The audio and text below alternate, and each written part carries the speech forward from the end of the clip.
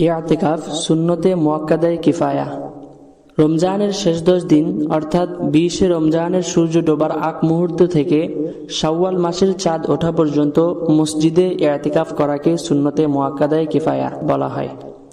গ্রাম বা মহল্লার পক্ষ থেকে কোনো এক ব্যক্তি বা একাধিক ব্যক্তি ইআতিকাফ করলে সকলের পক্ষ থেকে তা আদায় হয়ে যাবে, অন্যথায় গ্রাম বা মহল্লাবাসী সকলেই সুন্নতে মুআক্কাদা পরিত্যাগকারী হিসাবে গুনাহগার হবে।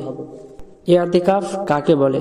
শরীয়তের পরিভাষায় যে মসজিদে 5 ওয়াক্ত নামাজ জামাতের সাথে নিয়মিত আদায় করা হয় এমন মসজিদে আল্লাহর ইবাদতের উদ্দেশ্যে নিয়ত সহকারে অবস্থান করাকে ইআতিকাফ বলে। ইআতিকাফের ফজিলত। ইআতিকাফকারী লাইলাতুল কদর পাবে। লাইলাতুল কদরের 4টি বৈশিষ্ট্য। এ রাতে মহাগ্রন্থ আল কুরআন নাজিল করা হয়েছে। এ রাতে 1000 মাস অপেক্ষা শ্রেষ্ঠ। এ রাতে হযরত জিবরাইল আলাইহিস সালাম ফেরেশতাদের এক দল সহকারে জমিনে অবতরণ করেন।